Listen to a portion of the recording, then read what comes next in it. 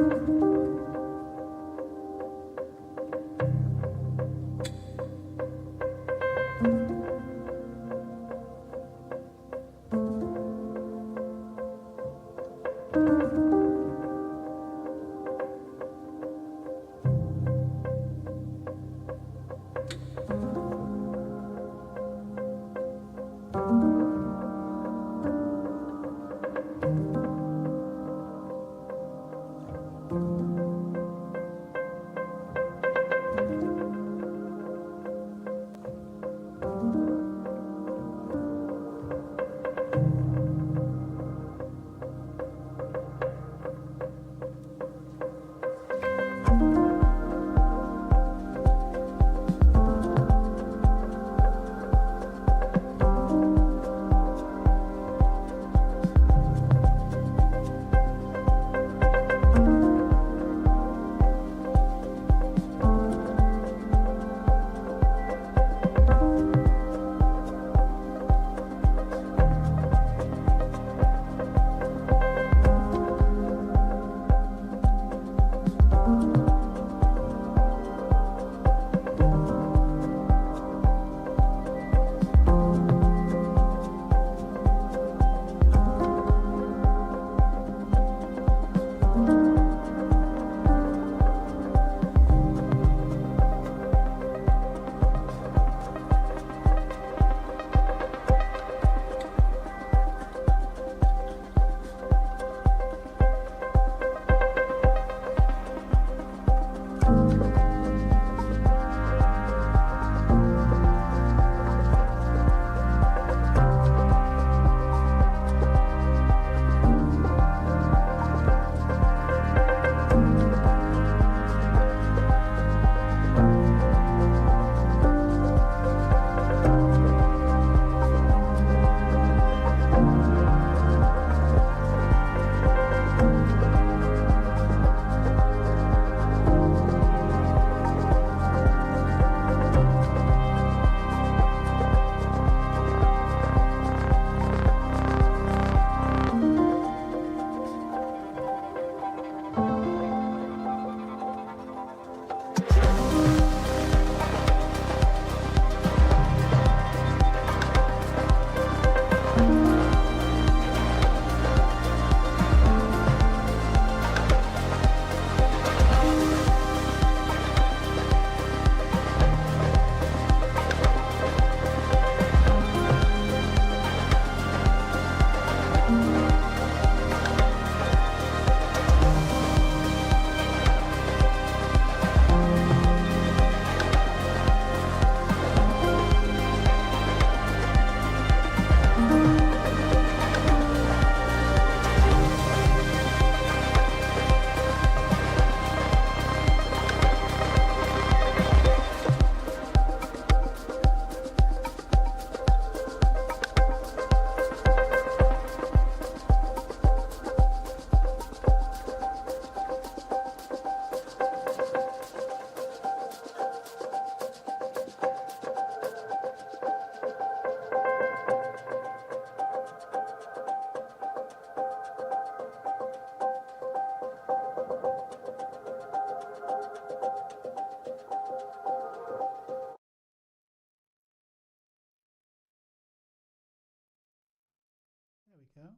Hello folks, how you all do, and hope everyone's doing good. Just give me a second here, let me get the levels right, all that good stuff. It's been a hell of a couple of weeks since I last saw you guys. Hope everyone's doing great. I'm doing okay. I'd be lying if I said this treatment isn't madness, because it is. But we'll get there. So, yeah, let me just gather my thoughts here for a second. Do me a favor. Let me know if music's too loud, not loud enough. Let's put it there for now, and you can let me know.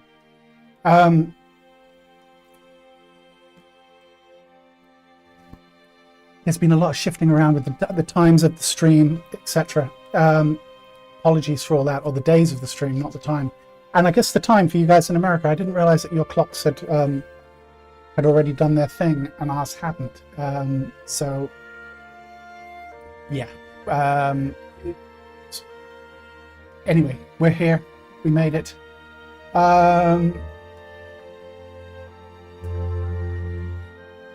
I've picked his reality, right? With everything that's going on right now, as per usual, I haven't drawn since the last stream. So I've picked poses that are hopefully going to be relatively straightforward. And we'll just have to see how it goes, huh? I'm hoping once I can get into a groove of what's going on with my new reality, that things will get into a groove, right? And times and days and all of that will kind of settle. It's just right now, everything's a little bit in flux. So I appreciate everyone hanging in there and being patient. We have 4 poses here.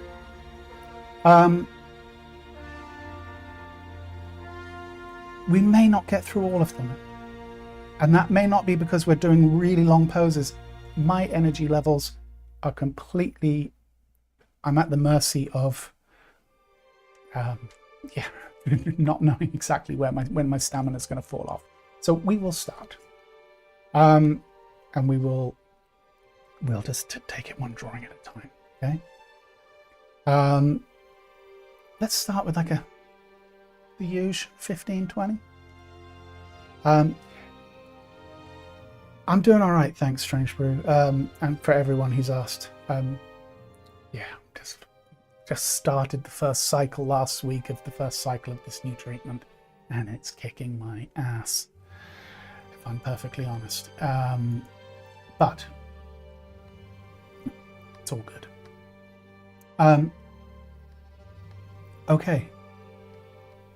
Let me change cameras.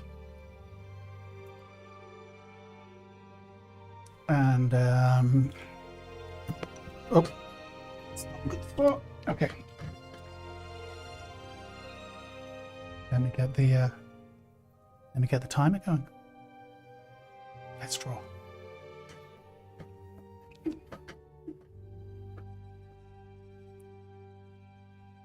Thanks, guys. All right. Well, this should be, once again, it should be interesting. I've not drawn since we last met. I had every intention, well, I always have good intentions to do it, but there's just been no way.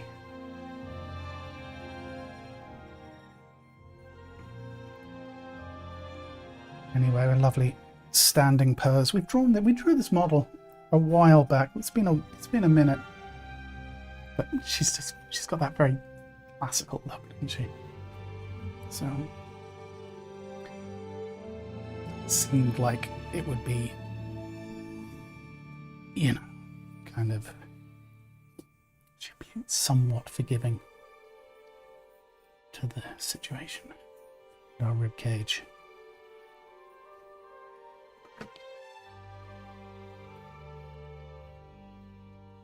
Somewhere in there.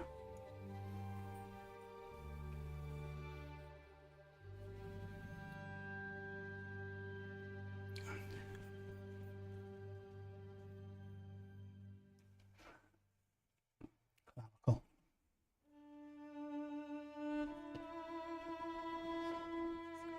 Pectoral.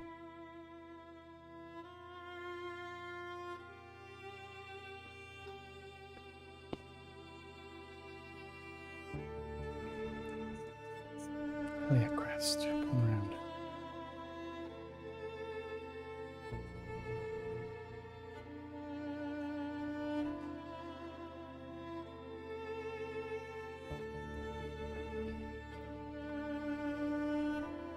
All right.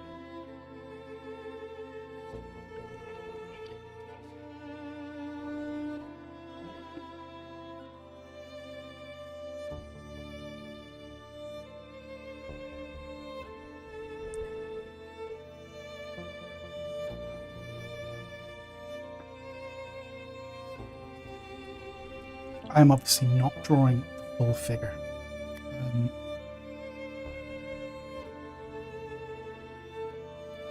Laura, take care. If you have to duck out, I completely understand. I get it. Trust me. Yeah, I'm not drawing the whole figure. But for those of you who are still somewhat new to this journey, I would encourage you to draw the whole figure. Understanding the relationships, for example, the fact that this is the supporting leg, it's pushing this hip up in this direction, which is then obviously affecting the upper torso, the rib cage. Understanding those relationships is so important, and when we zoom in and we only draw partials, it can be harder to understand those relationships.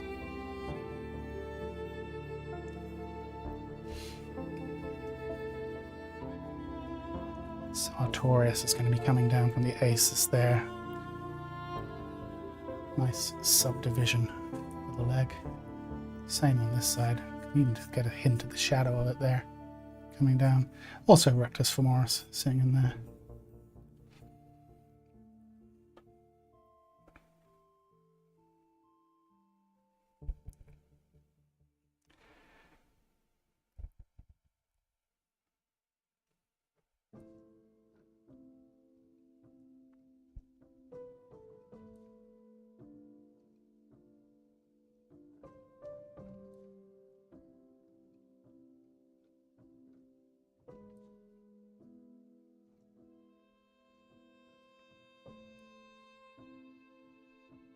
Our oblique. This helps subdivide the abdominal wall.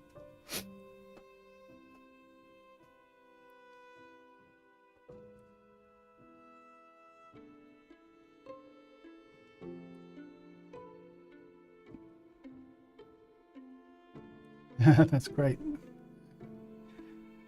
We are almost at that. Speaking about starting at number 1. Just occurred to me today, like,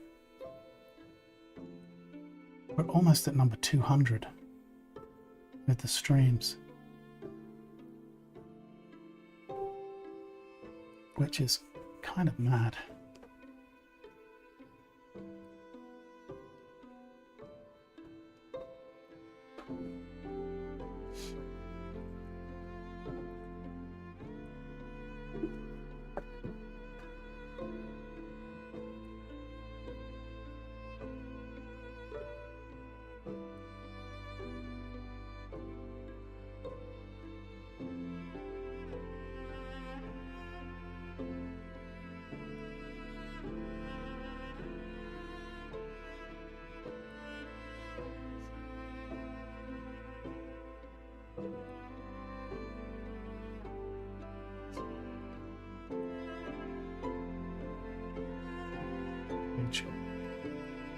Pulling down tension on this side a little bit.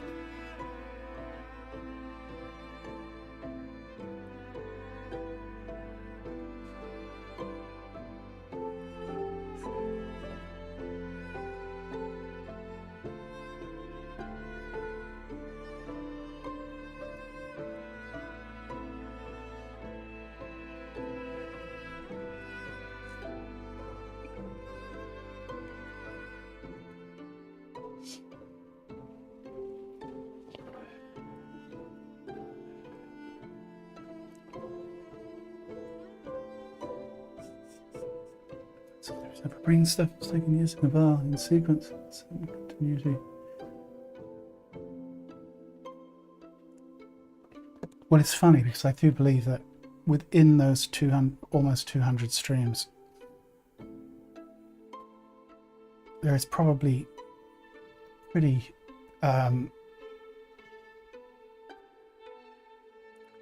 what's the word? Pretty thorough course for figure drawing, but it's getting through, sifting through it all. I've had good intentions in the past of kind of trying to bookmark at the end of a session and then, you know, pulling things out from streams, but here we are. It hasn't really worked out that way.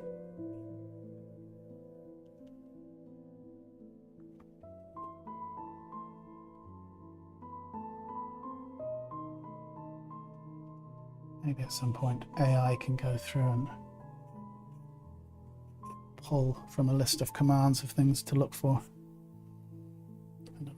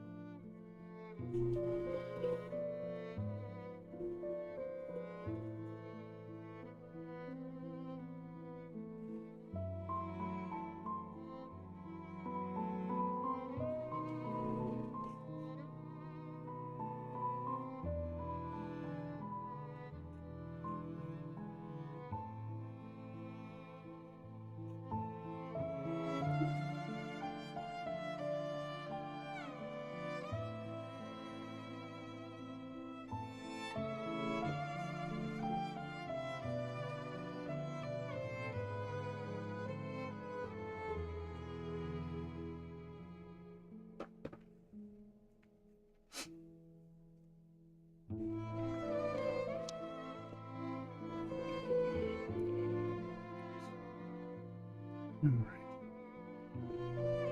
Where are we at? 9 minutes. Cool.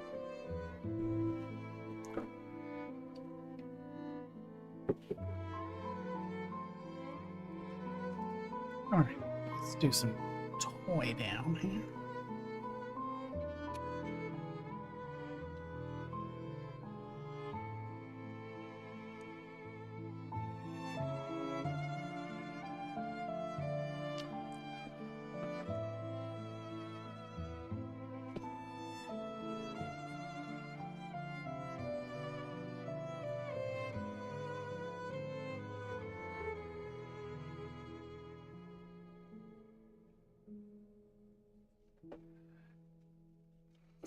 Come down, find our oblique. Meeting up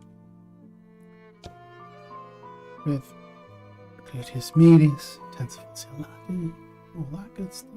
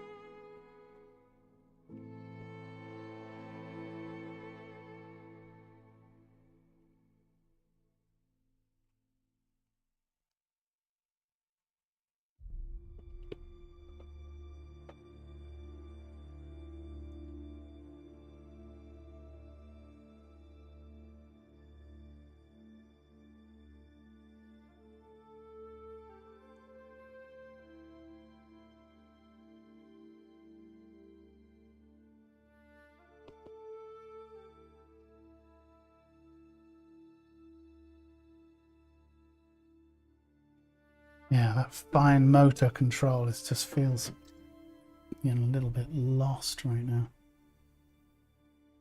Anyway.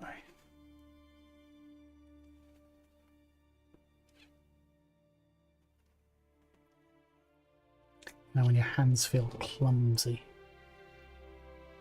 Something like that.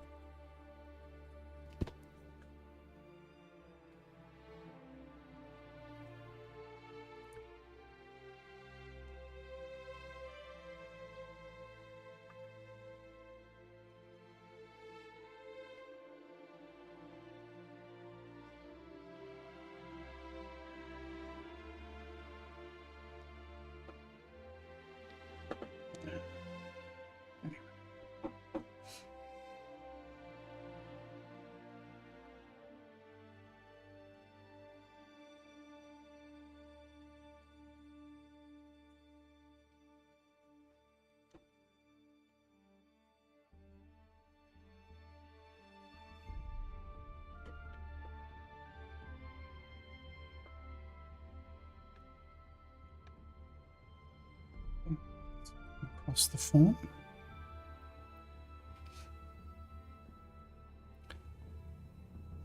Oblique moving up into the rib cage.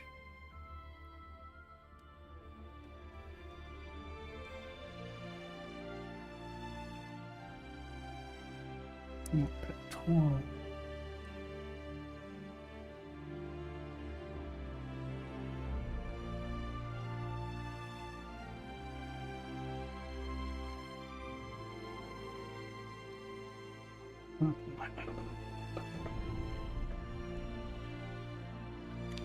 Hey Mila, you made it. Small update.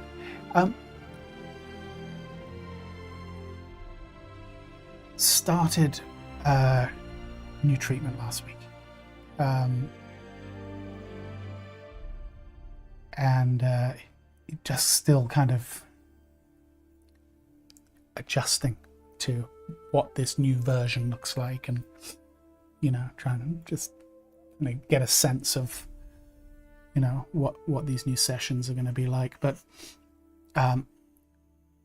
it's been real. And just as I thought I was kind of on the getting the better hand of it kind of thing, it just went to a whole nother level.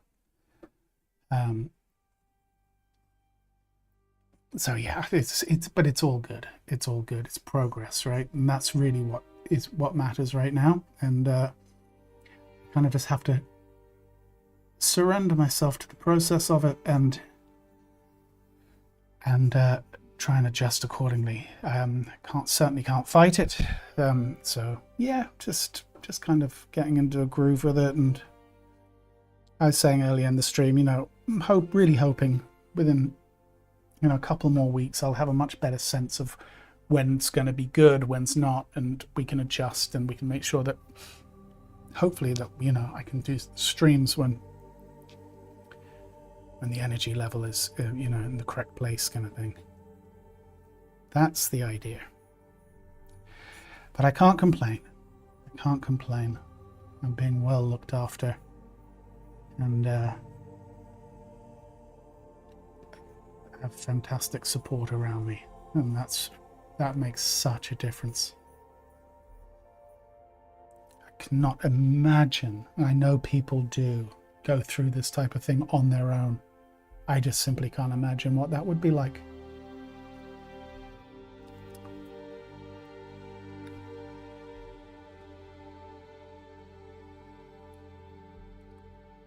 Anyway, it's all good.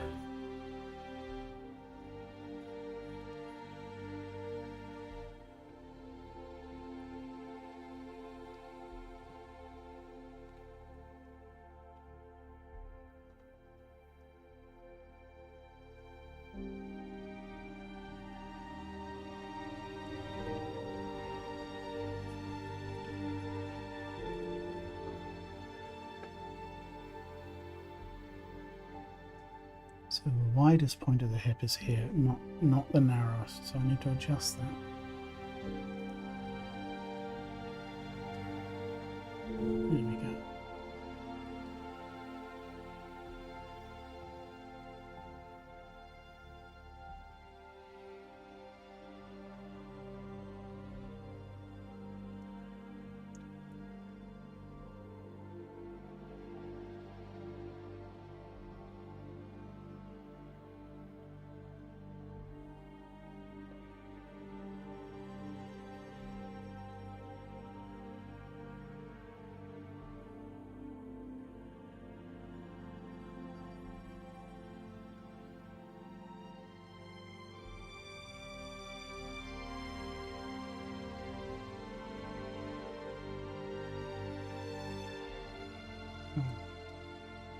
Let's find some core shadows,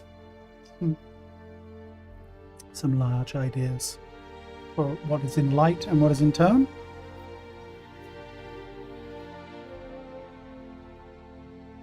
Thank you, Mia. Yeah, the family is looking out for me proper, Lulu. Absolute 100%. My wife is an absolute angel.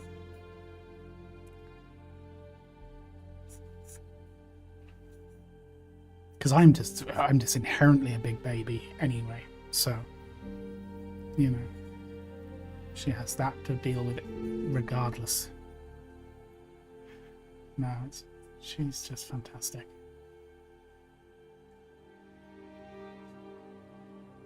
And even having,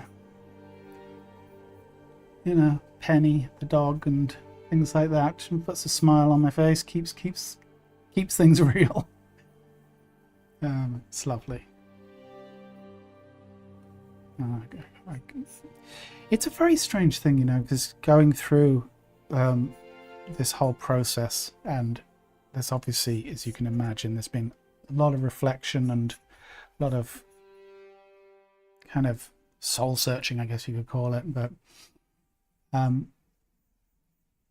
it's just like, you know, through all of this crazy, there's this like weird sense of gratitude for everything that I have and everything that I've had a chance to be a part of on some level, and just, you know, looking back at things that I hope I can call accomplishments, and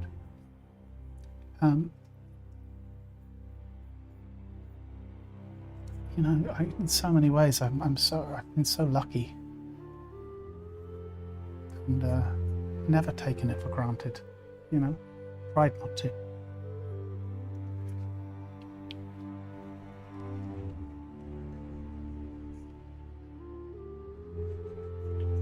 Anyway, it's part of the journey, and here we are, and we're just going to have to see where it takes us.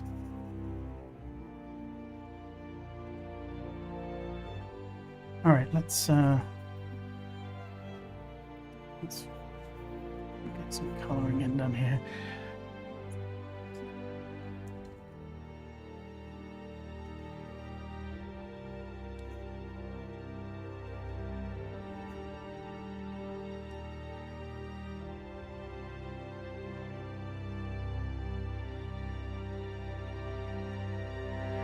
Being very light-handed here. I'm just feel like I'm fumbling my way through, but anyway.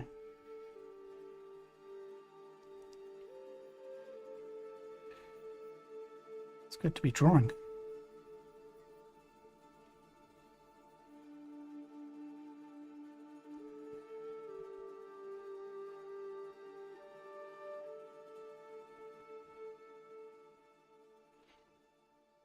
So we're at 20 minutes. I think maybe we'll just a couple more minutes here, and we'll tie a bow around this one, and we'll move on to the next pose.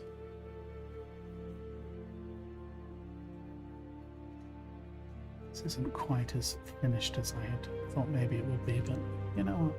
It is what it is.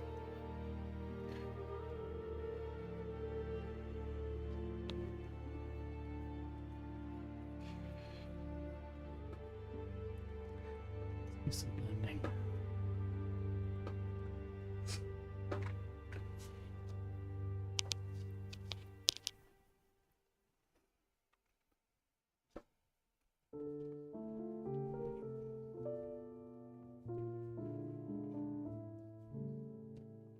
Thank you, Margie. I appreciate that. And I'm sorry to hear your daughter's going through what she is. It does not discriminate.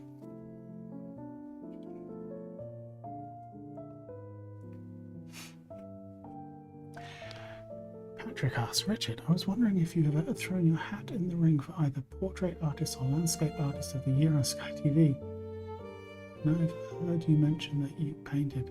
No, yeah, Patrick, but absolutely no. No, I'm neither a landscape or portrait artist. I don't think they have a figurative artist category. Maybe they'll come under portraiture.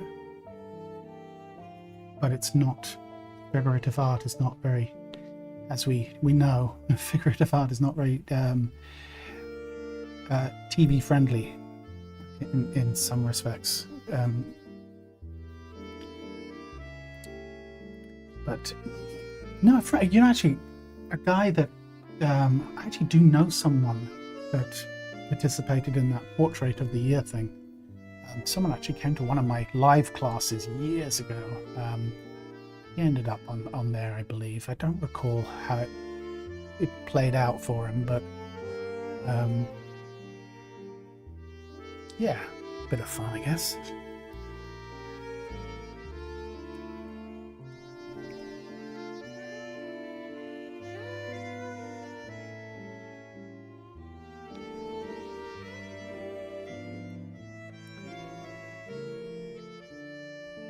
All right.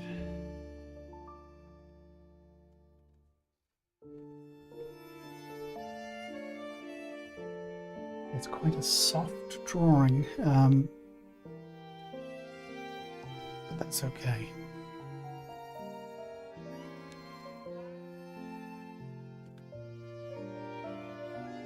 I'm going to leave this one here. Feels like as good a place, good a point to stop as any. And as we all know, knowing when to stop can very much be half the battle. So I will call that one there. It looks a little ghostly on the screen. Hopefully it's reading at your end a little better.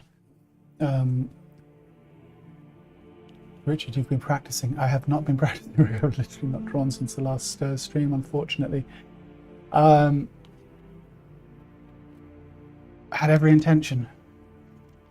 Trust me, but no. Next time. Okay.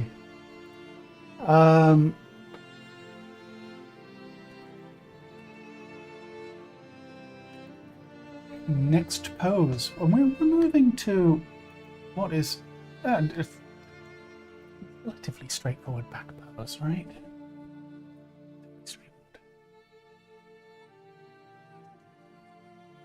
Excuse me while I just grab a tissue, folks.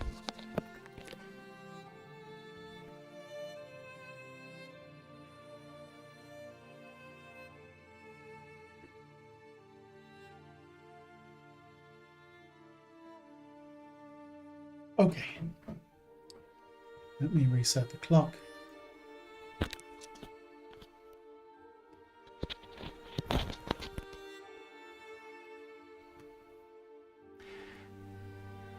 Do me a favor, can someone tell me what the levels are like on the music and my volume? Is this everything feel in balance? Would appreciate someone could let me know.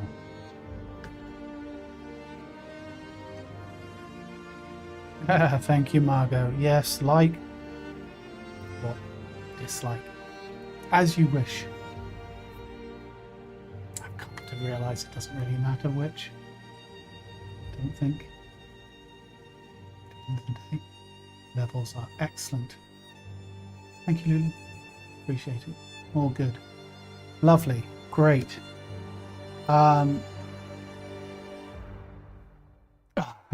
Rick, thank you so much. You're a good dude. I appreciate that. That's funny. The healing power of the American dollar. That's I'm going to thank you and we will move on.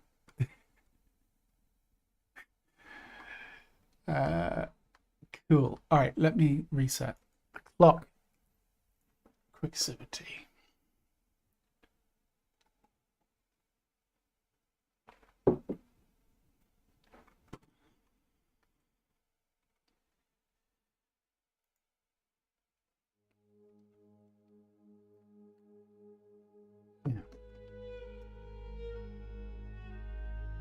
Okay.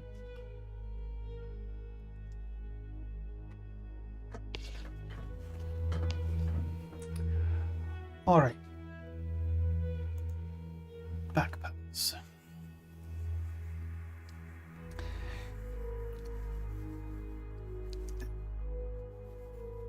It's a little bit of a quirky pose, this, but I kind of like it. It's beautiful.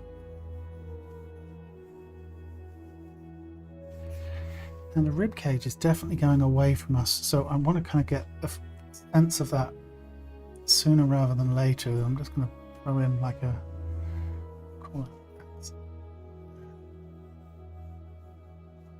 center line for the spine.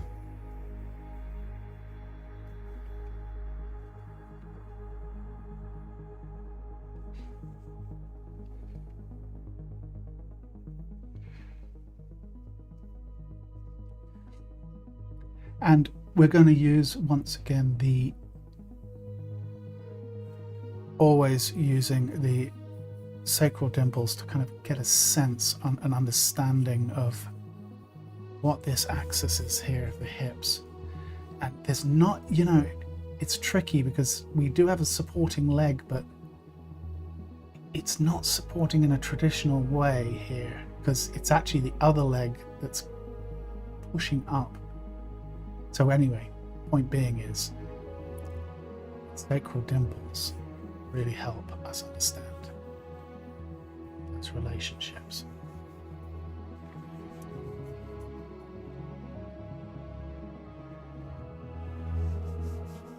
So the sacral's coming back this way.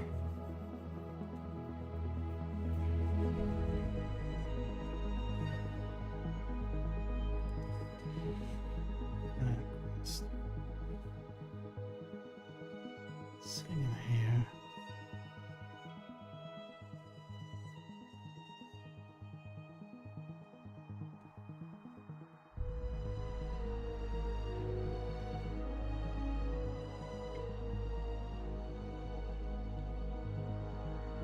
Let's find just the large idea for the lower torso here. It's kind of, you know, it's funny because it looks, as I said, the pose, it's actually kind of tricky. The whole hips, like if we just thought about this, like, you know, if we try to simplify this down to a box, basically we've got a turn of form about here.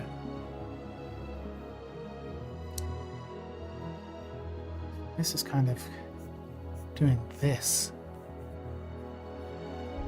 Right? If we actually just thought about planes of a box here, something like that. And I think it's really important that we kind of try and get an understanding of how that form is turning in space.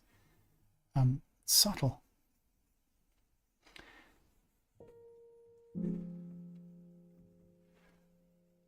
What's there?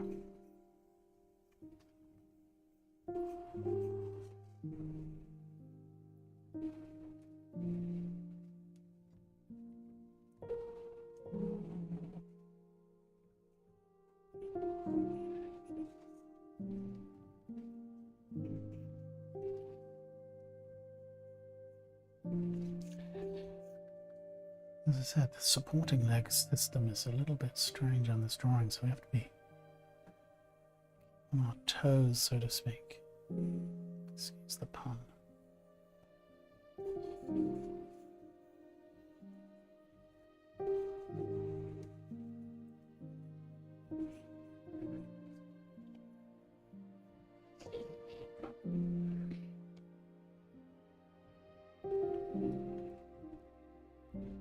Take care, Rick. Cheers, man. Don't work too hard.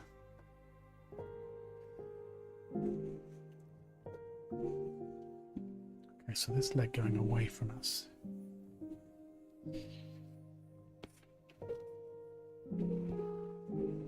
And see how the calf connecting this region here above the knee.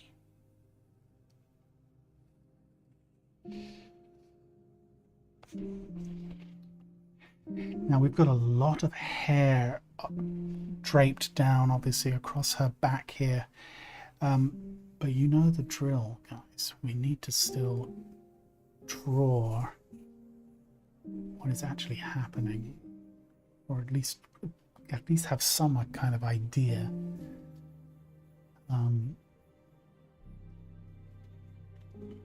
So I'm thinking the occipital ridge of the trapezius is probably about here. Just going to kind of very lightly block that in. Once again, this ribcage is going away from us, so there's a slight bit of foreshortening to it, so it's actually shorter than you might otherwise want to draw it. Scapula coming up in this direction.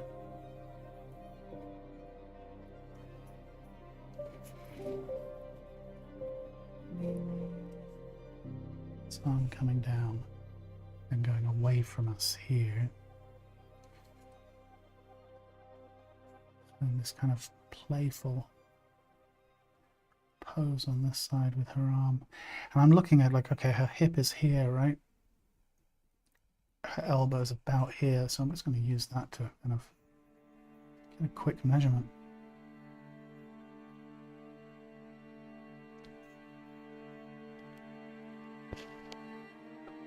Let's refine it as we need to.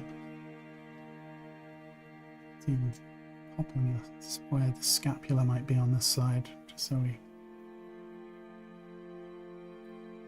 will understand what we're doing.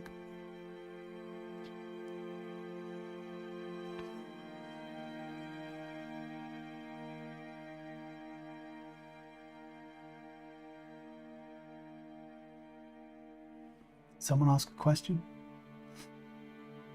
Dead Man Boogie. Dead Man something. Let me see. Dead Man Doogie Van Dugesen. Solid name. Your darkest value lines are fantastic. Thank you. Calligraphic. Thank you.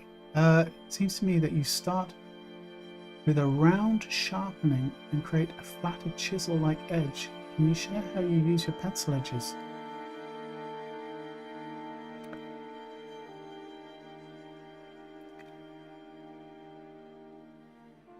Let me just digest your question for a second. Well,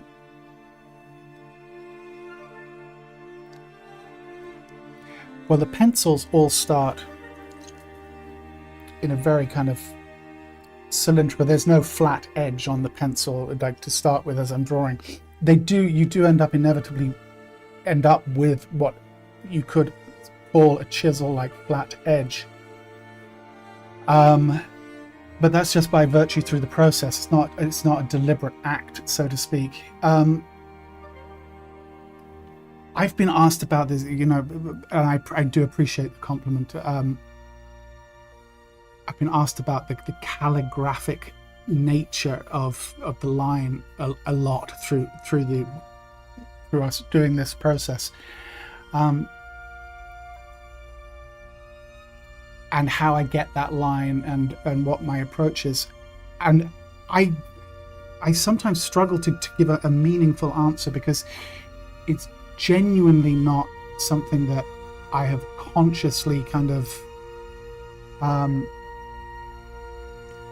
thought about the process. It's something that happens quite organically.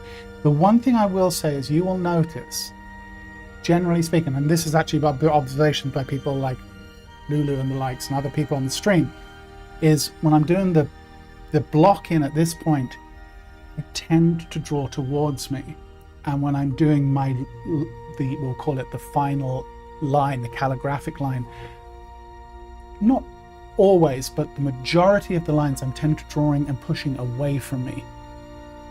And I generally try. When I get to it, I'll try and illustrate it and talk it through as we go. But I'm generally trying to put weight on the line where I want to express mass, or I want to maybe express some kind of form of like anatomy or a joint. But it's not. But there's not a formula to that. There's not a one size fits all. Because as I said, I think it's a little bit more organic than that, and it's a little bit more kind of subconscious. When I get to the tie down version or the stage of this drawing, I'll try and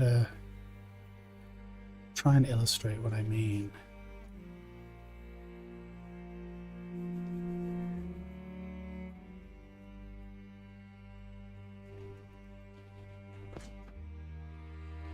Yeah, combination of pressure, angle, and experience. It's essentially, right? Like, you know, I don't know if this is even a good analogy, but you know, I guess like, so like if you're a cyclist or you're doing something that has inertia. I guess even like riding or driving a race car or something, you know, when you go into a bend, you pull into a bend and you're either going to ease off or push on the brakes or whatever it might be. it kind of feels something kind of like that as an experience, if that makes sense. But it's something that's, I just think it's just, it's really kind of, it's more an intuitive type of thing.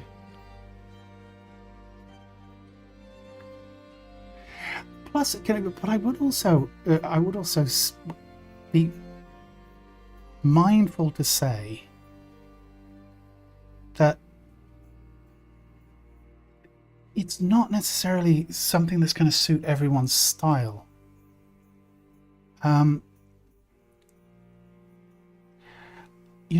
I spent the large portion of my career working in animation, where having, especially for the kind of work that I did, having a certain kind of graphicness to the work really helped sell it and push an idea.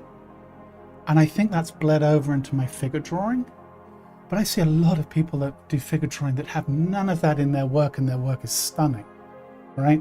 So then we can start talking, we could start having a discussion about style, and what is style. And I think style is something that is an accumulation of experience and, that type of thing. But I'm not sure it's necessary. I just don't want people to fall into a trap of thinking, well, that looks nice. That's something that should be in my work, because maybe not. You might have a much lighter hand than me. I'm quite heavy-handed for the most part, and so maybe it suits my style more, if that makes sense. Anyway, I don't know. I'm rambling. But hopefully you get the idea.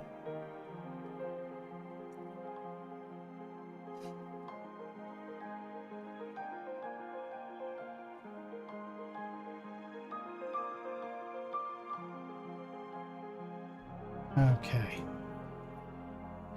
Well, guys, if you're not understanding, it's probably because I'm explaining it really badly.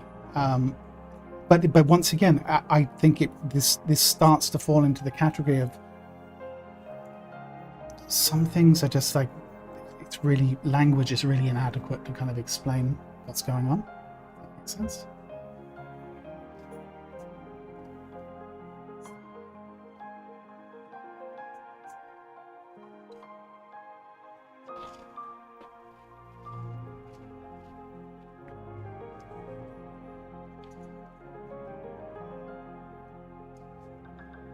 Yeah, quirky pose. Yeah, it's fun.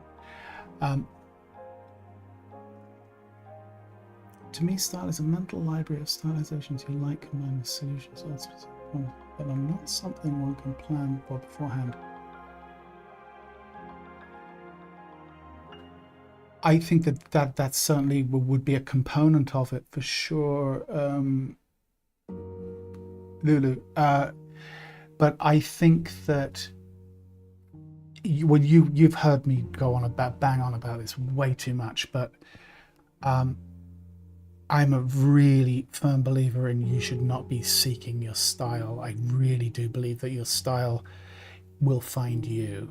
And yes, it's probably because it's a combination of some of these things that we're discussing.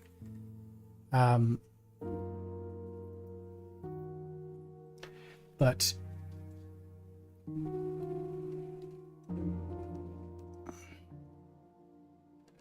I certainly don't think we should be trying to emulate other people's styles.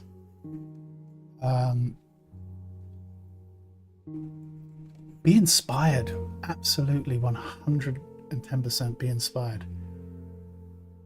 But I think there's far too, well, once again, I've ranted about this, I think, on the stream way too many times, but I see it, I think it's a real problem in animation, for example, is the fact that you've got so many people trying to basically copy the style of a few arguably great character designers, but you've just got a bunch of people that end up being clones, and not in a good way. I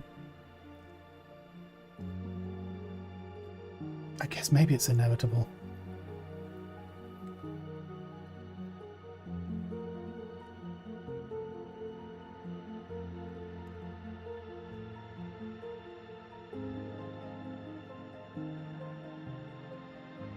Show up and do the work exactly. So yeah, so like even for example, there, like hopefully, Deadman, you're observing kind of what's going on. To your question, so I'm not subconsciously or consciously looking for the chisel edge that has kind of inevitably been created on this pencil. Because it doesn't really matter. I don't need that chisel edge to find these lines. The chisel edge kind of happens by virtue of creating these lines. But you will notice that I do have a tendency now to be pushing away from me. Not always, but definitely that seems to be a thing.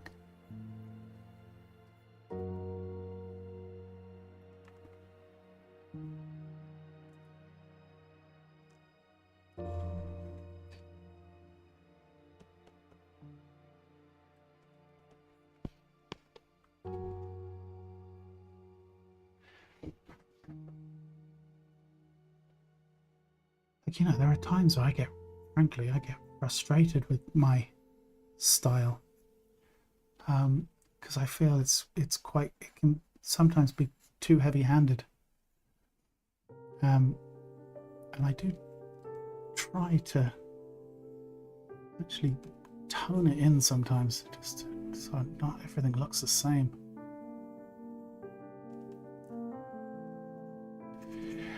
But the one thing I do like about this kind of, we'll call it this calligraphic kind of approach, is I'm such a huge believer in understanding where there's subtle direction change in figure drawing and looking for straights and curves, right? I think that generally speaking, especially people that have less experience with figure drawing, there's way too many curves in their work, and curve against curve against curve against curve just ends up looking flabby, soft somehow. The straights give dynamics to the drawing, and so I'm looking for direction change all the time. Where meaningful direction change, and I do find that this style, this once again, this calligraphic kind of style, gives me great control over direction change.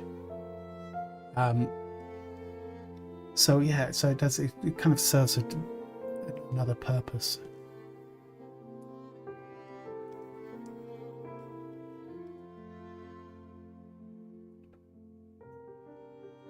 But I think direction change is far more important than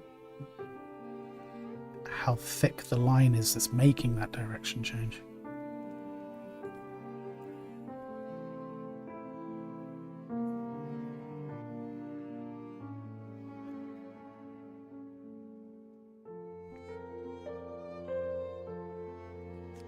This music needs to go.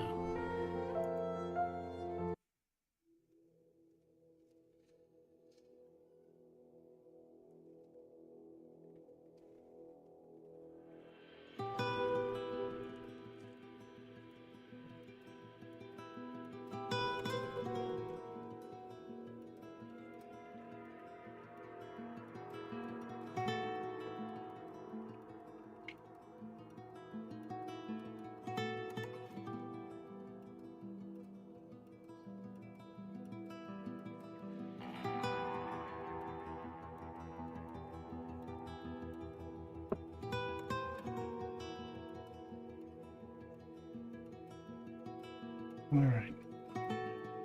Have we really been going like 20 minutes already? Crazy.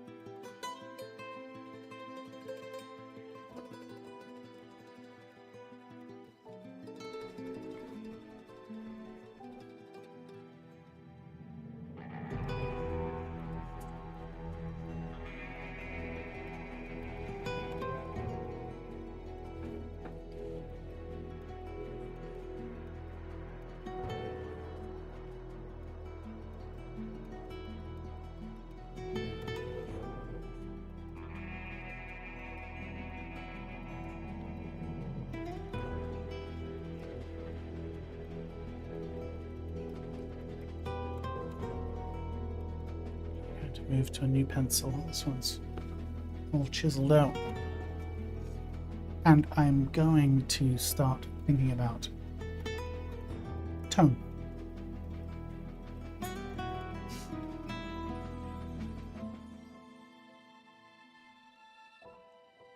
Because also, as we've discussed many times, it's very important to, generally speaking, to work in stages and not to start a stage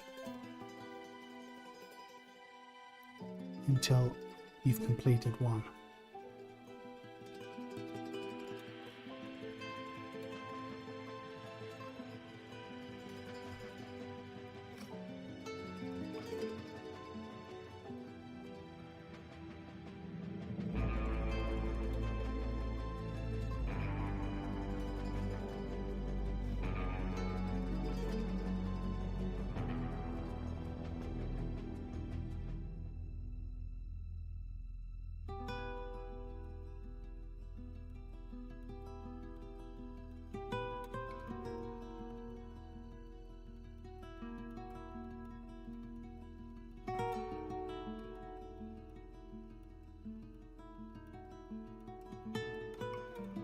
And refine this head a little bit. The shape as an idea. And the trick with hair, generally speaking, find large masses and then subdivide.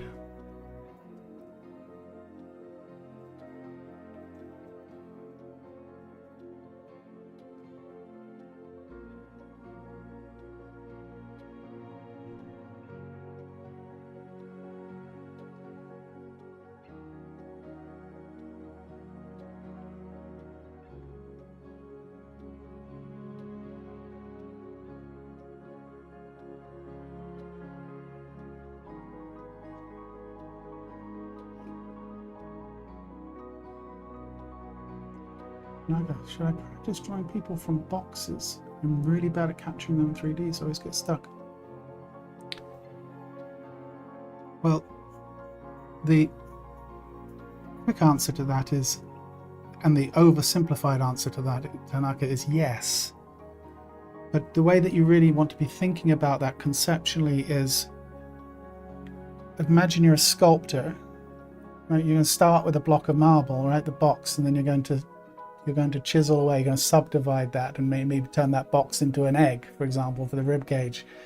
But thinking in terms of a box gives you a very clear kind of sense of where direction change happens, where surfaces change direction.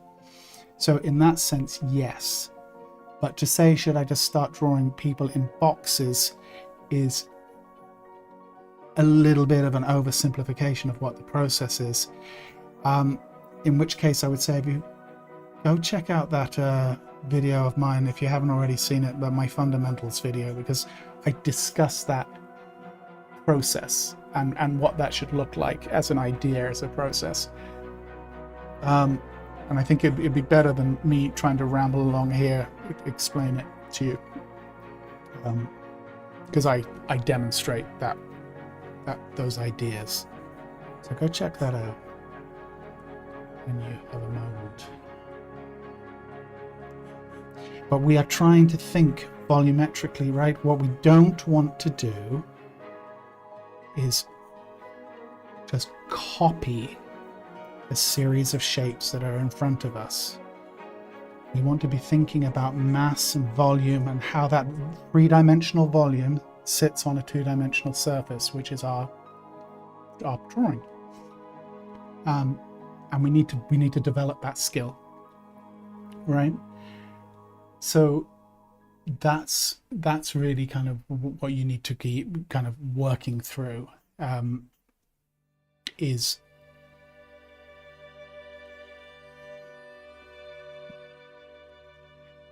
here's the thing. People starting out tend to be shape aware before they're volume aware. It's much easier to copy a shape than it is to think about conceptualize the volume of that shape. There's a place for shape, but think volume first, then think shape. Because with shape comes design, right? And we obviously we want to be thinking, and with design comes what we call design language, and that's we need that in our work, but we need a solid foundation of mass and volume to be able to lay that design and shape language on top of. Right, so we're going through this little dance as we do our drawing.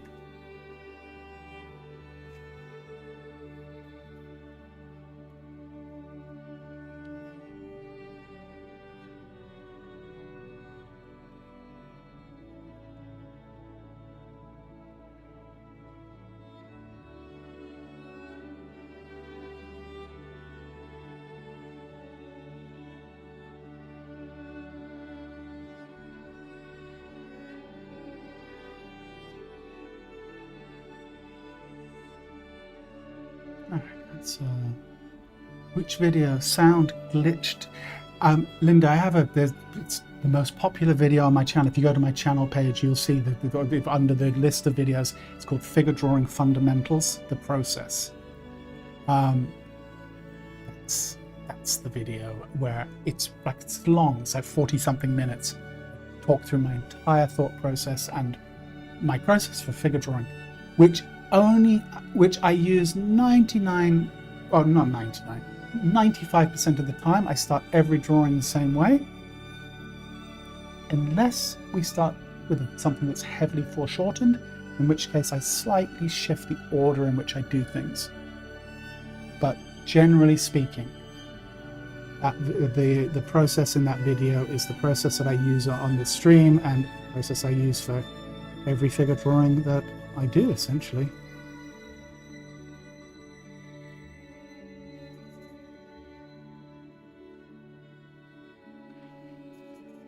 I can't claim ownership of that process. It was a process that was taught to me.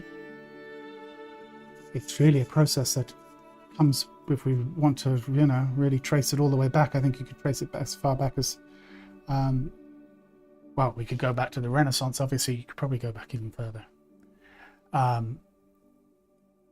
But it's a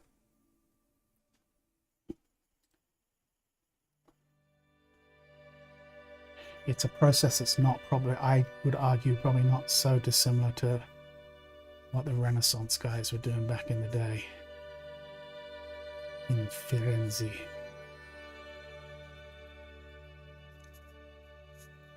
The nice thing about this process is it gives you a set of skills that give you the freedom to problem solve, and the freedom to draw from your imagination, and the freedom to add your own ideas to something, because you're not shackled to just copying what's in front of you.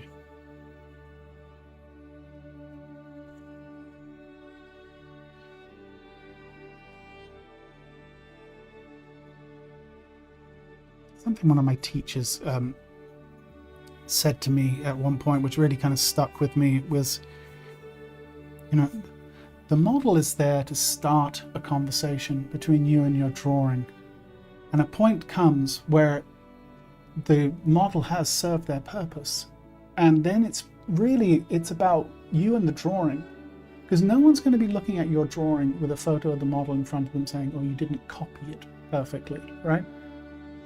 Let the model be there to inspire you and to start that conversation, but the model should not be dictating the conversation, right? And I always thought that was very interesting and a very nice way to think about the relationship between the model and then obviously yourself and the work that you're trying to create. Akram Adel, thank you so much. Awesome. What a lovely thing you did there. Very much appreciated. And welcome new members, absolutely. Guys, if you go to my channel page and you go to the posts tab, the first post down, you will see a link to the reference that's hosted on my website. And you guys can draw along.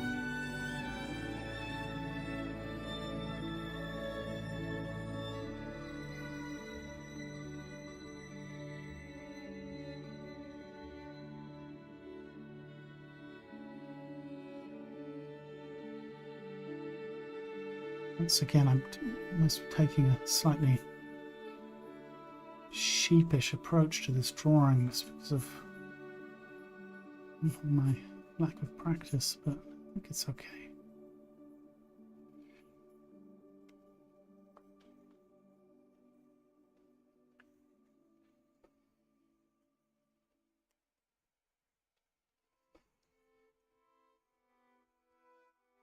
All right, I think we're close. I'm just going to do a little bit of blending here, and then I think I'll call it with this one. Maybe pull out the kneaded eraser and just, you know, get a couple of things.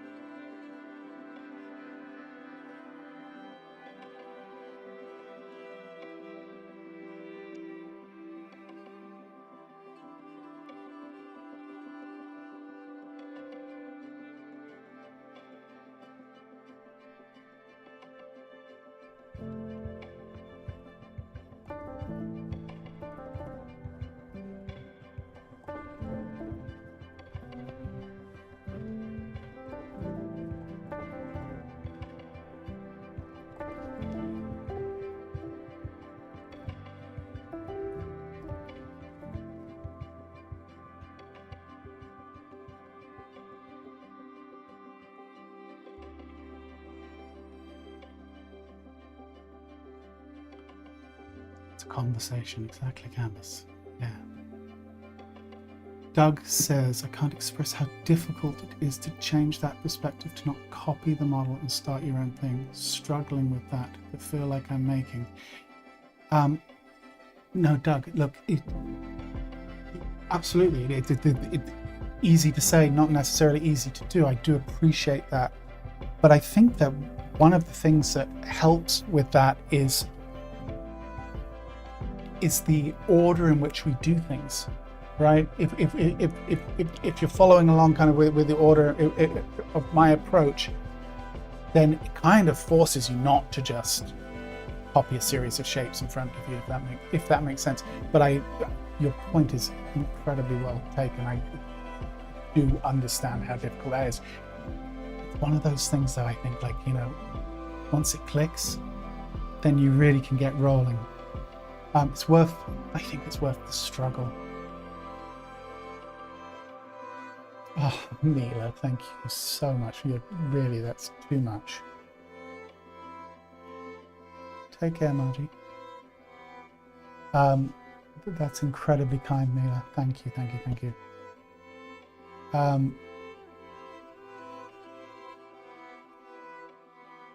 Well, here's the thing.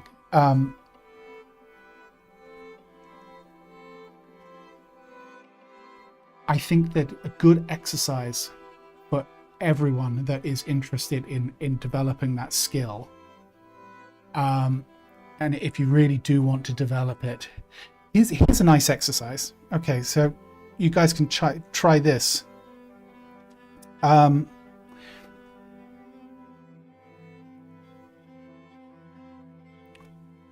Look at a pose for 1 minute. Put the pose up on the screen for 1 minute,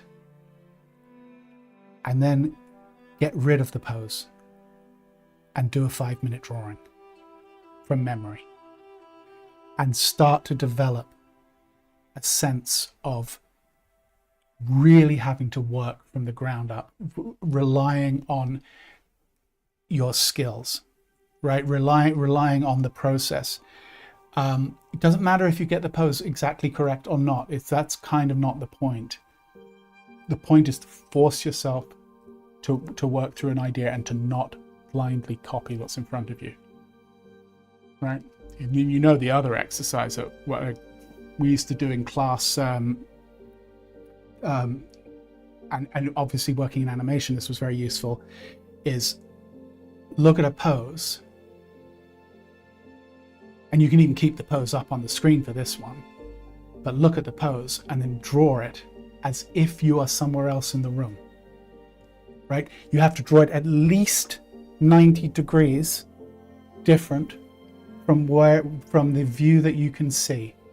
180 is a bit of a cheat, but it's okay, that's fine. But draw it as if you're in a live model room and you're sitting somewhere else in the room. And that really forces you to conceptualize this idea of moving things 3 dimensions in space. So that's a great exercise. So you can give that a go.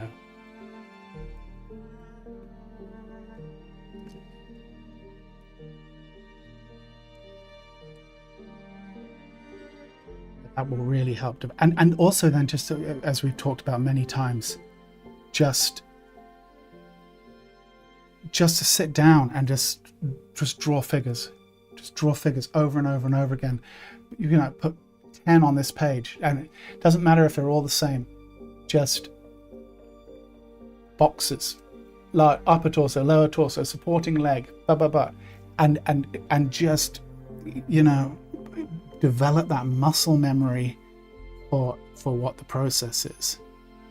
And then you can get to a point where, you know, it doesn't matter whether you've got the model in front of you or not. You're gonna draw through in order, if that makes sense.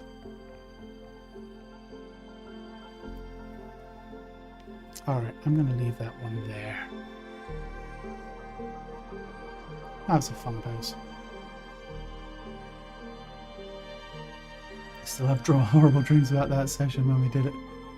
That's funny.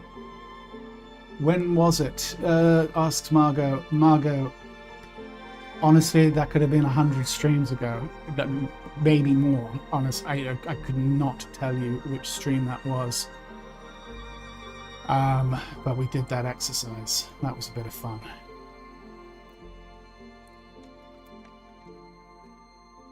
Draw pose from different angles. Yeah, look, it's great. It's a handy skill. You know, as you can imagine, if you're working in something like animation, hand-drawn animation, where you have to draw characters from every conceivable possible angle, developing a skill like that in the figure drawing class is really, yeah, it's really critical. Okay, so I'm moving now to landscape. This is going to be, it's okay. This is going to be fine. It's going to be a bit of a tough pose. This may end up being the last one, though. Let's see. I don't think I'm going to have the energy for number 4.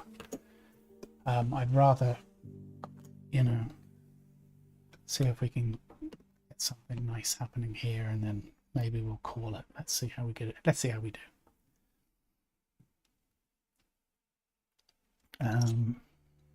Sorry, just need to adjust here.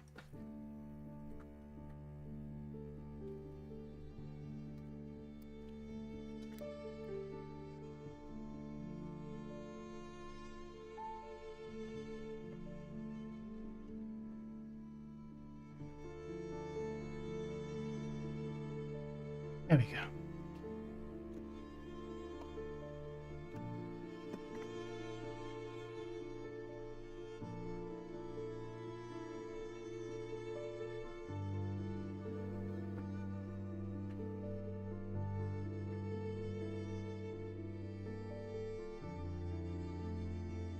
All right, let me reset the clock.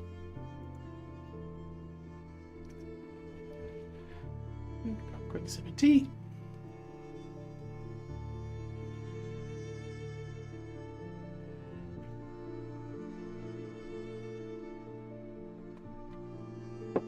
The last pose scares you. What was the last one? Yeah, it's a lovely pose, but I don't think we'll get to that one. Let's plan on this one for now, and let's see how we do. Unless we fly through this one, and it's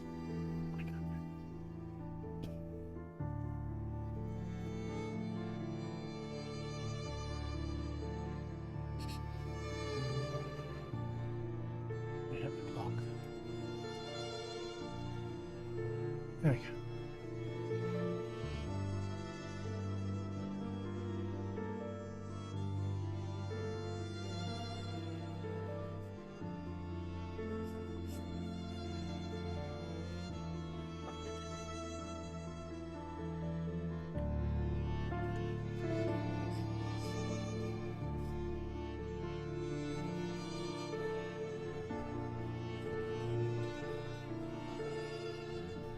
Once again, just the angle changes doesn't mean that our process needs to change significantly. Upper torso.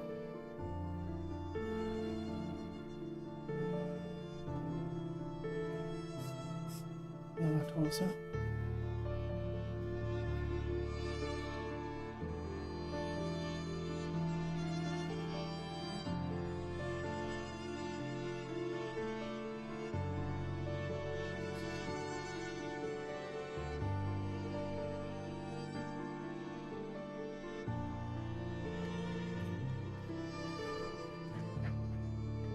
So we can get a very good sense from the model right off the bat, because of where the light is turning, that if we were to simplify down to the boxes that Tanaka was asking about, I just really want to simplify down.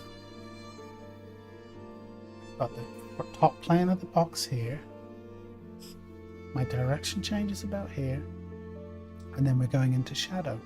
That is not my center line. That is the edge of the box. So the center line for that now, obviously we subdivide that, and we know that our center line is going to be about here. Now there's a twist to her hips, which is coming down this way.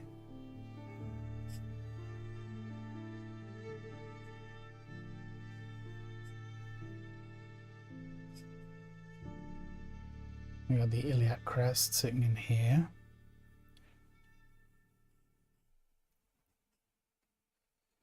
Yeah, the iliac crest, sorry, that was wrong. The iliac crest is coming down this way. This is the oblique, sorry. Iliac crest coming down this way.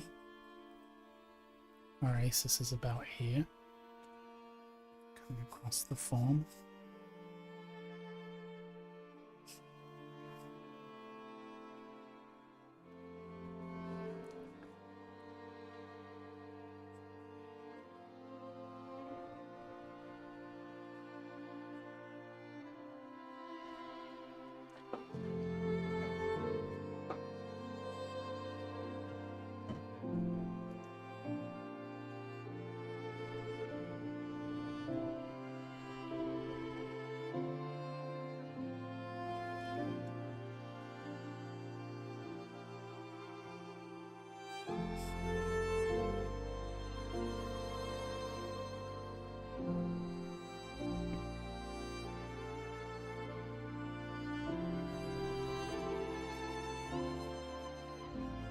Arch of the ribcage is going to be sitting roughly in here.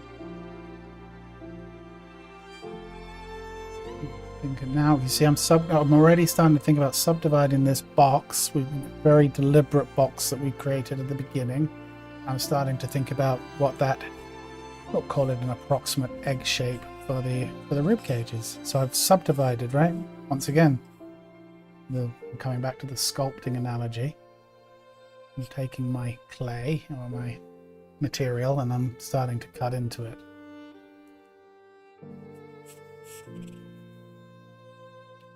Clavicle. The head of the humerus is going to be about here, on the out beyond the realm of the rib cage, right?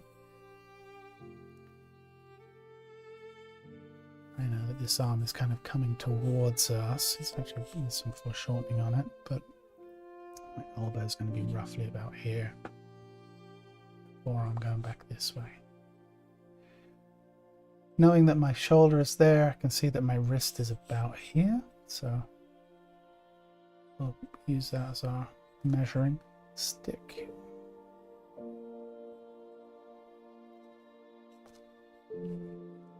Something like that. Clavicle.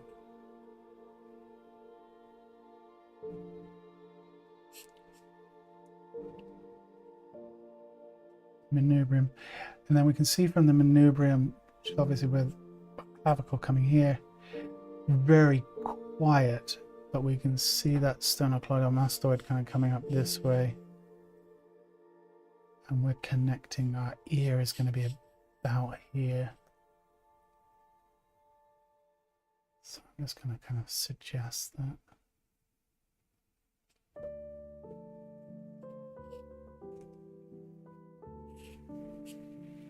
bottom of the jaw.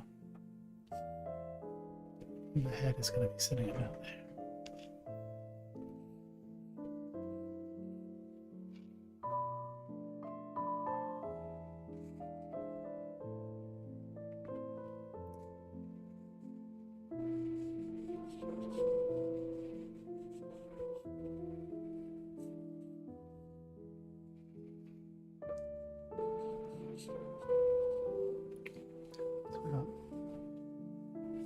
Trying to now, once again, it's, you know, when we get tricky poses like this, it's very easy to get into analysis mode, and as we've talked about before, when we get into, especially for shortened poses, gesture tends to take a back seat. But still want to try and be mindful of the fact that, you know, we do want to create this kind of rhythmical idea, so at least be mindful of it. All right, the knees coming down to there. Now this leg is coming towards us, it's bent over on this leg. I think the knee is going to be, like, we can see the, almost kind of get a sense of the bottom of the lower torso, the box of the lower torso here. We can get a sense that the knee is sitting. Once again, if I want to think about it as like a box-like structure, the knee is sitting right about here, and we can almost get a sense of that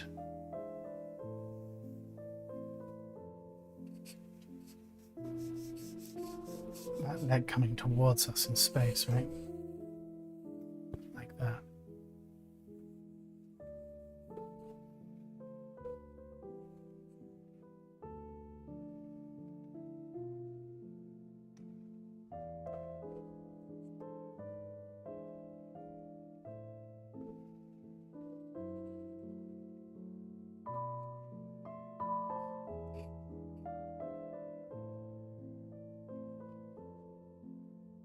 And we got some really very interesting and fun foreshortening on the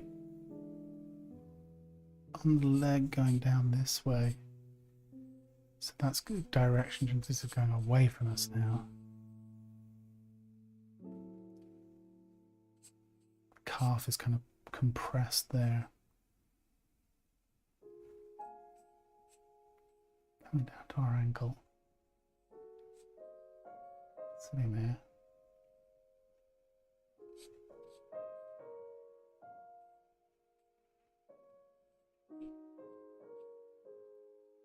Foot is roughly there.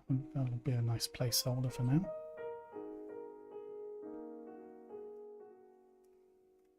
And then the heel of that foot is about here.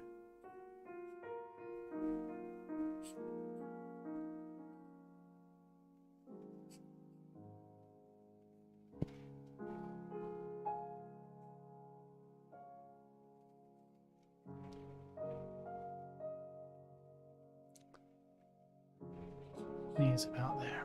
We'll come back to that. All right.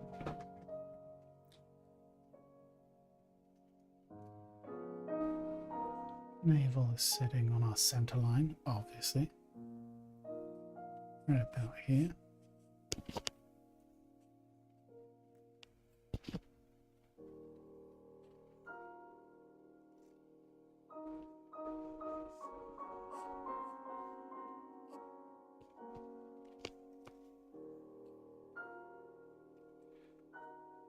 See, still very faintly, we can see where the edge of that box is here. We want that mass of that breast to sit over that idea, sitting in here. And it itself, in its own right, has a turn, right? So something like that.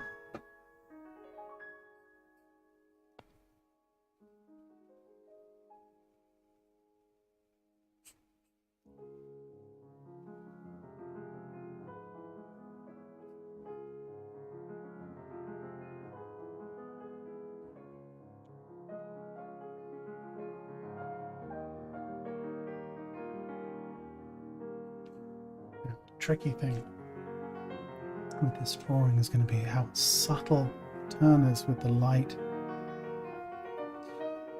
Once again, you know, we want to start thinking about, even though it's very subtle, how are these forms subdivided? We've got a lot of real estate in here. We want to start thinking about subdividing. So a tummy kind of sitting in here.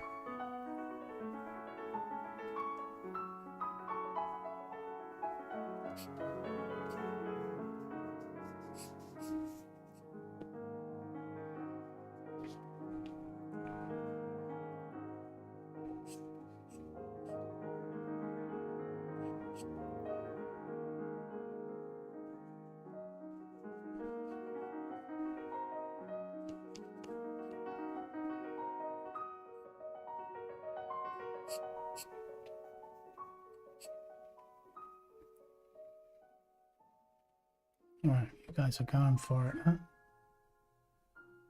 Chat. You know what you're talking about?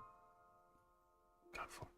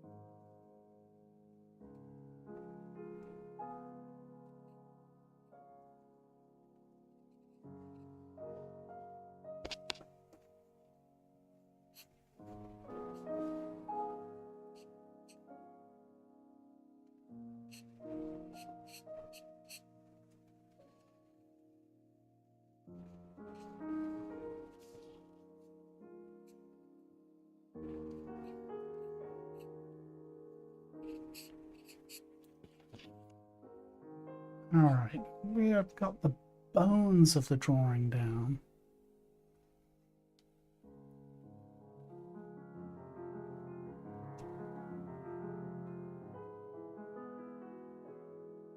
That's fair enough, Lulu. Appreciate it.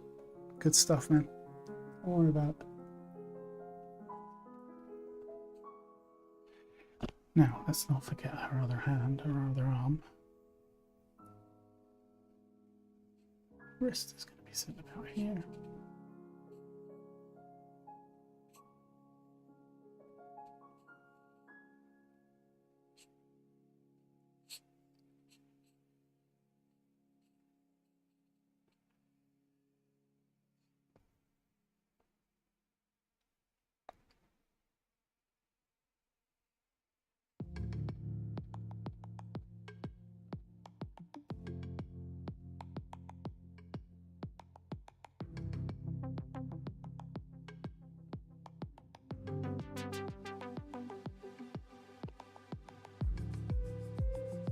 All right, let's start thinking about how we're going to... Now, this is a really good stage to make any adjustments. If any proportions or measurements are off, don't wait. This is the time to do it.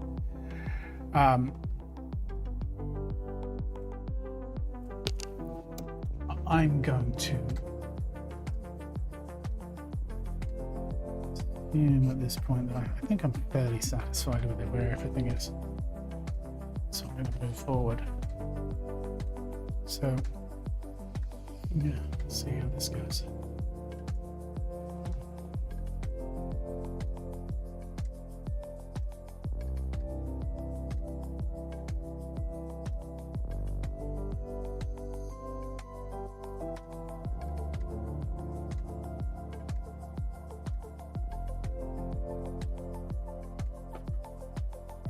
Come down to the oblique here.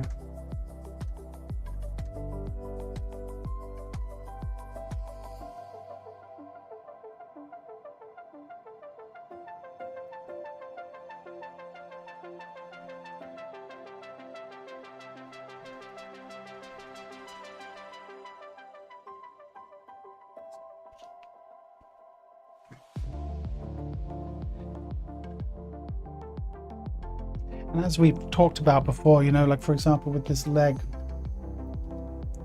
it's much harder to find long lines of rhythm when you're dealing with foreshortening. So this is where I kind of tend to flip the script and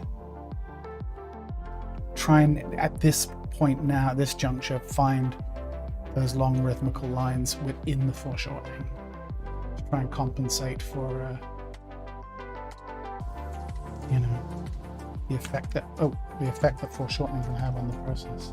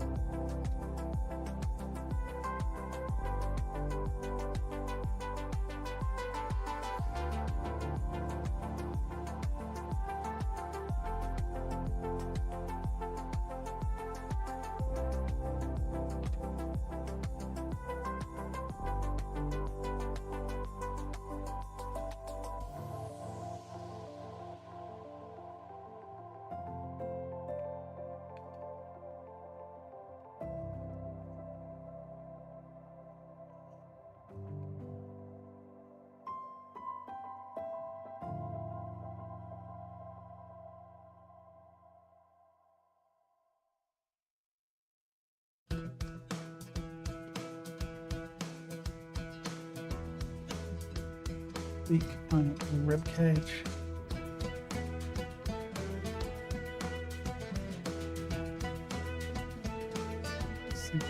Rib cage in there, and the autism is sitting there.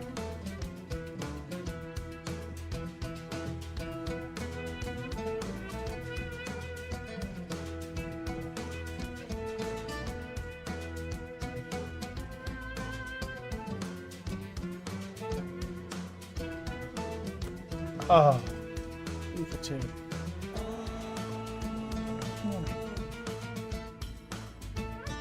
Luckily we've got spares.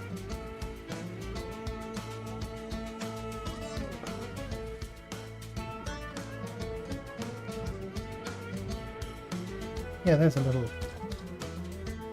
little hack for you, especially those of you who do live figure drawing with a live model. Do yourself a favor, make sure you've got plenty of sharpened pencils ready to go. Should you break one, you do not have to interrupt the flow of your drawing and your thought process by having to scuttle across the room to the trash can to sharpen a pencil mid-session. It happen all the time, and it's like, I believe as an artist you have a responsibility to have your tools sufficiently prepared for the session before the session starts. That would be my feeling.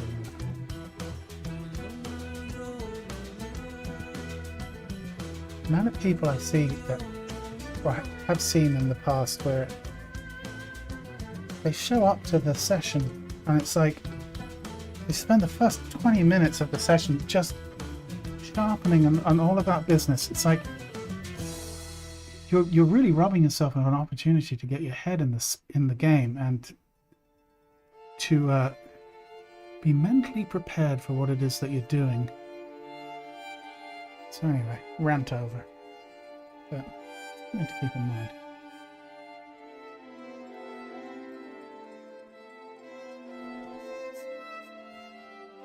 And as someone who would be instructing those types of sessions, very, very frustrating when artists show up completely unprepared for the task at hand.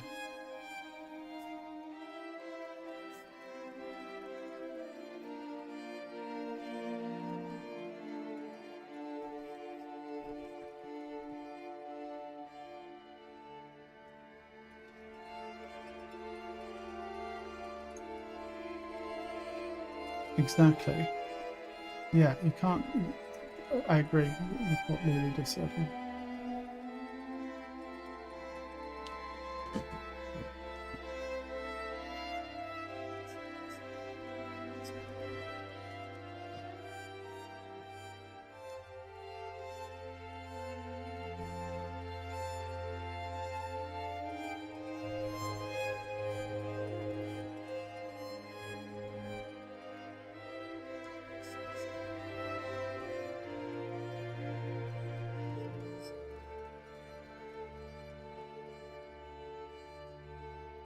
Yeah, exactly, Margot. It's well, it's disrespectful to also all the people around you, um, and it's like, yeah, just prepare your things beforehand. It's not too much to ask.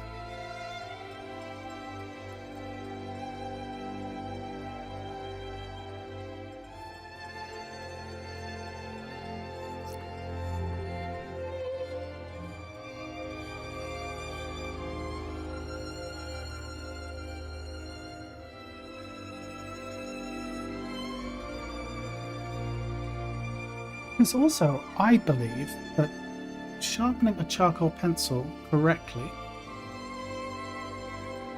and mindfully, it requires more than a quick scuff of a blade 5 minutes before session. You know, these are the tools that we're using to draw with, and I don't think it could hurt to show that process a little bit of reverence.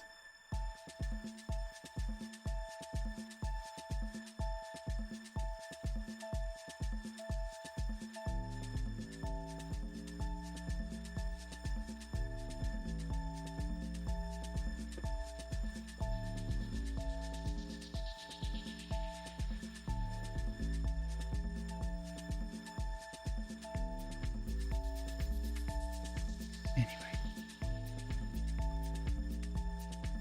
Or not.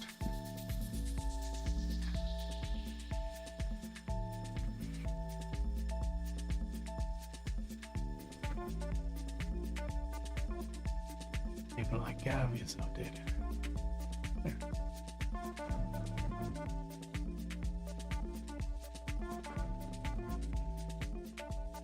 Fair enough.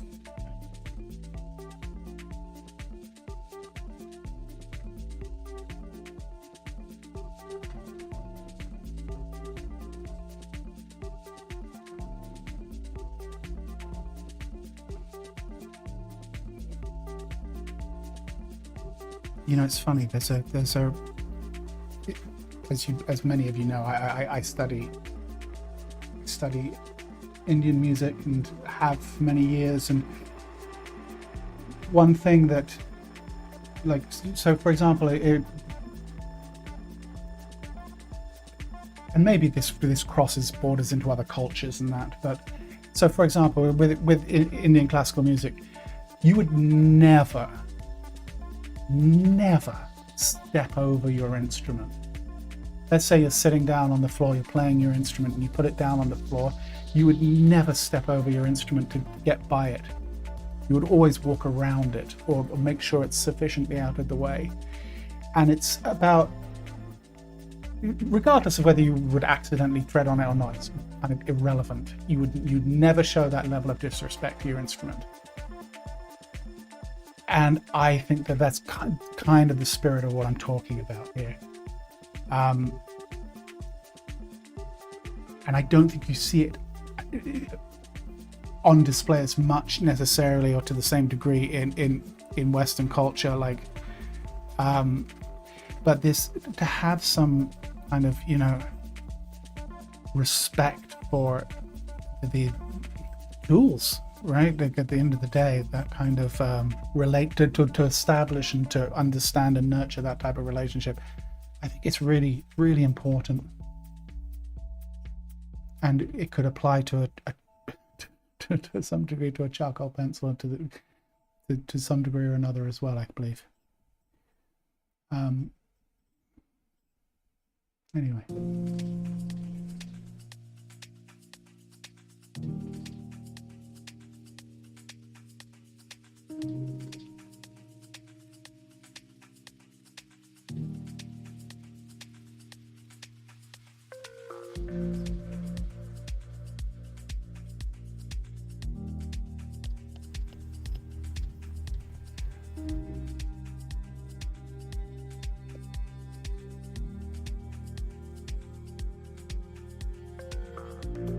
Yeah, exactly. Yeah. Yep. Yep.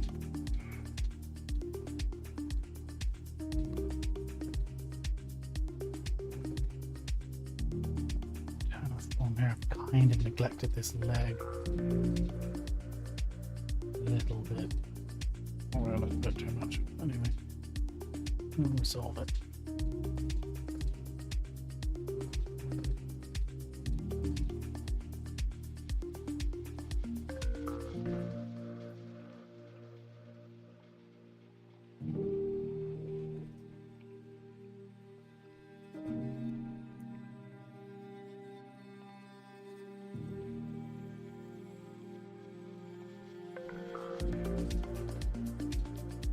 Yay, Rick, you're back.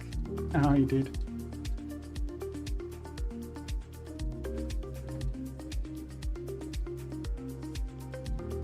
Yeah, we're still here. Although this will definitely be the last drawing. We will not get to drawing number 4. I will, of course, leave it on the reference page for those of you who have the desire to give that one a crack. Lovely pose, but we will we'll be finishing with this one.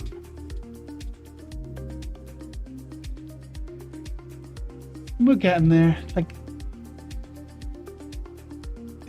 it's kind of a tough drawing to finish on because it's really a technical exercise in many respects, these types of drawings.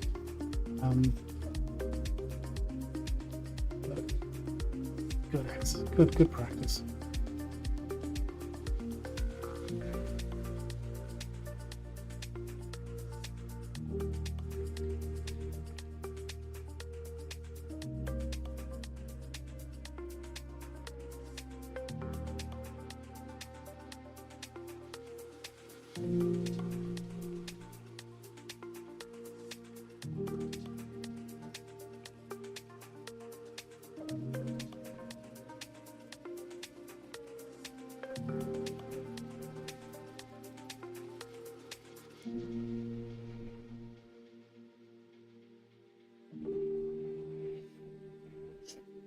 Mr. Rant.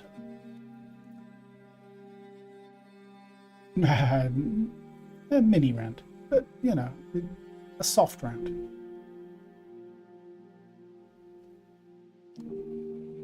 I think that what I was just talking about with the musical instruments is very important, Lulu, but mileage may vary on that one. But yeah, I think you'll appreciate the sentiment of what I'm saying.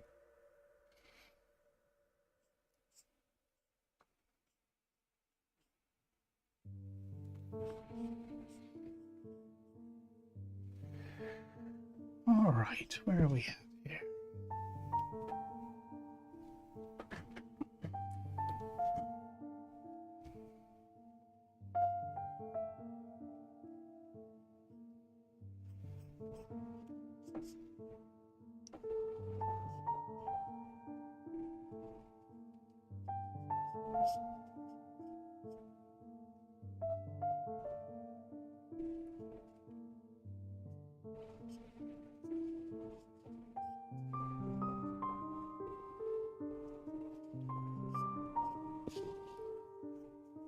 I'm not even going to attempt this head.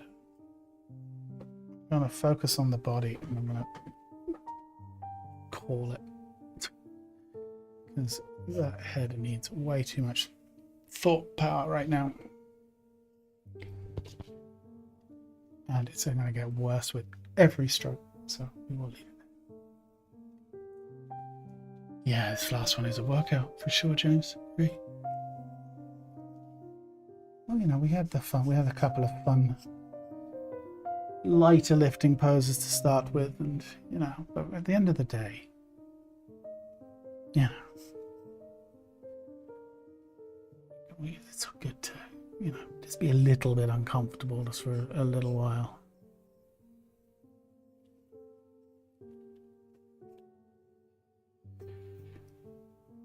Just for a minute.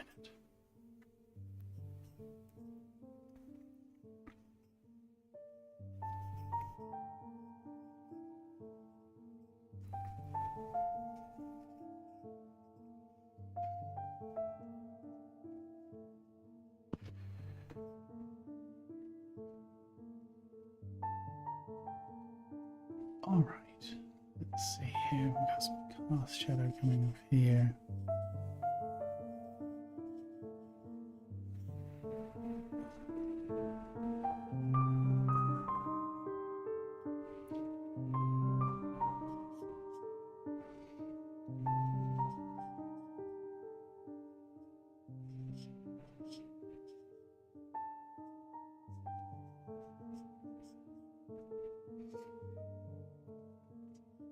It's also kind of tricky because our light source is pretty complex.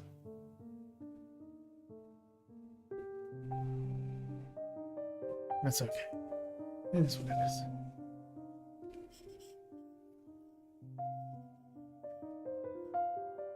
It'd really be nice if the light had been, rather than coming directly down on her, if they had done it more from one direction of or another, it would have been fun. Anyway.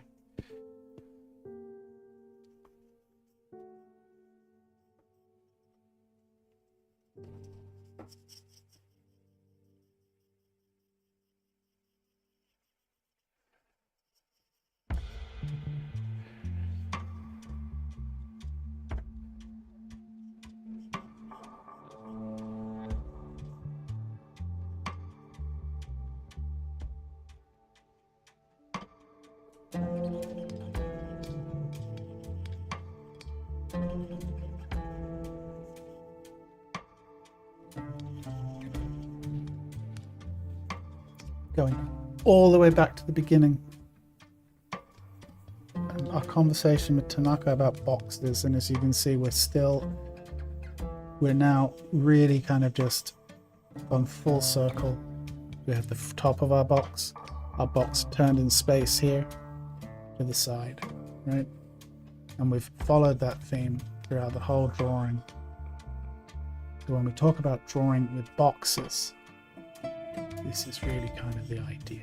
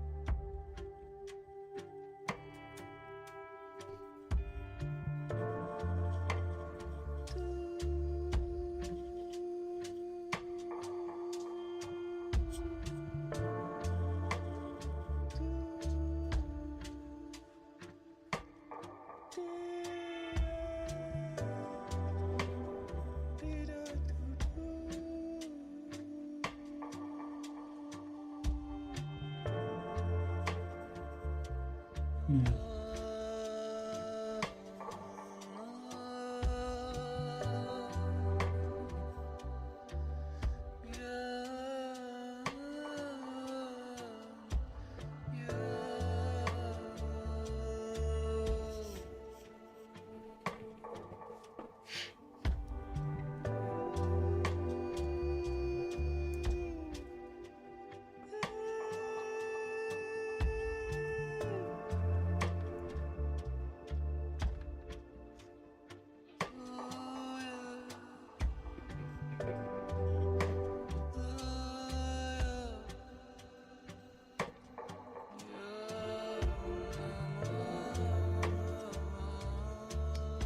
All right.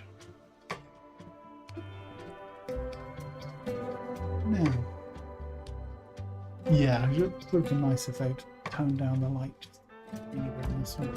I think it's direction rather than intensity. Anyway, it is what it is. It's fine. Great exercise nonetheless. It's one of those chalk building drawings. And as I'd like to occasionally say on the stream, you know, it's nice to kind of come into this in the spirit of like, we're going to the gym, right? Not necessarily going to be always the most flattering presentation of ourselves or our work, but we're working through ideas, and I think there's good value in that, right? We might get a bit sweaty along the way, but you know, such is life. So I'm just pulling tone in the direction that forms the moving, always, right? Never against. If I started doing curves in this direction, I'm going to kill that leg. And you're really mindful when you start blending that you blend in the direction that the perspective is moving.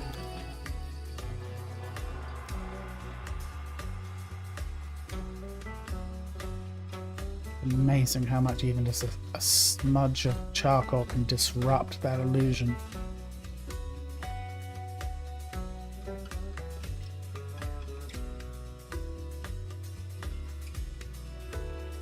Or how much it can also help just reinforce an idea subtly, almost subconsciously.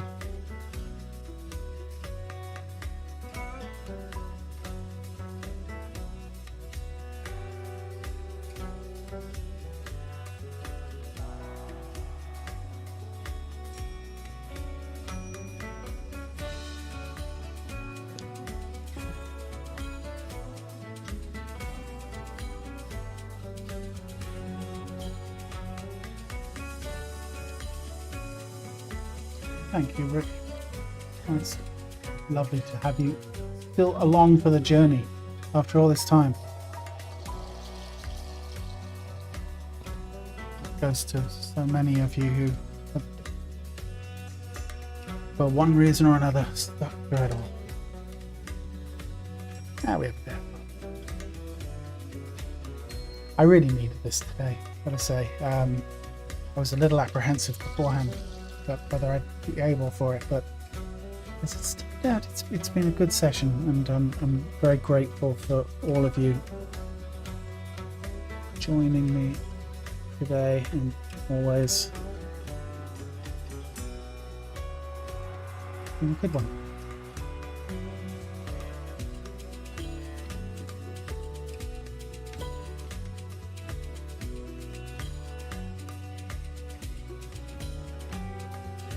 Just a couple of little tweaks here and there to establish some of our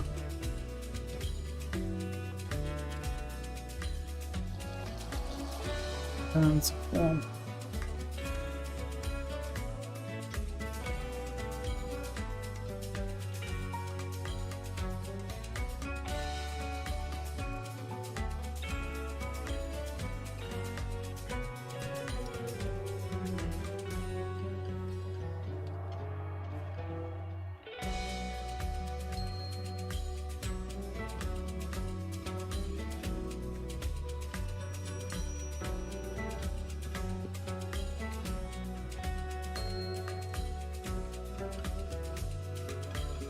You know, the tendency to want to futz around with this for a while, but I'm going to try and resist the temptation.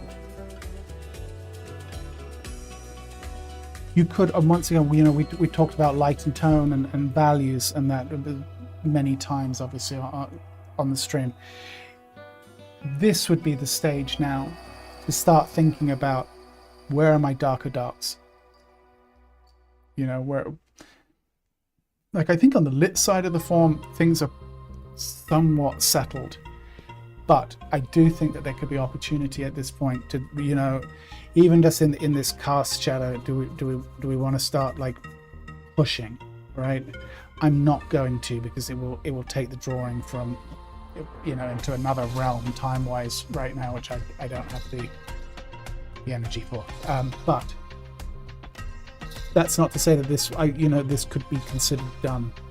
It would be the time to have that conversation with yourself about value and what, how do you want to push the value, or do you want to, or let it sit in this value range. That would be a more limited value range, which it's in right now. But you could obviously, you could take this to another level, let's say. Nice. We made it. We made it. That was fun. How much? We'll be back next Monday for sure. I've got a feeling I'm going to feel a whole lot better because I have a break now, between a week and a half break before the next session. And actually next Monday will be the day before the next title thing starts. So I've got high hopes for next Monday. As things settle, we may throw in the odd Thursday. We might do 2 short ones, maybe an hour on Monday, an hour on Thursday. That could be an option. Maybe every other Thursday, depending on the blah blah blah blah. You get ready. Planning on meeting next Monday. Guys, thank you, really. Thank you for joining me. That was therapeutic. It is meditative. You're right, Margot. I will see you all then. What can I say? Look after yourselves, guys. Yeah, take care, and I'll pop into the Discord. I need to catch up in there, see what you guys have been up to in there. Apologies for neglecting it. I'm going to assume Rick's keeping a tight ship in control over there. Lulu, thank you for modding as usual and for keeping the conversation going while I was busy. And thank you all. And thanks, new followers and new members. That's wonderful. Guys, I'll see you next week, all right? In the meantime, take care. Cheers. Bye now.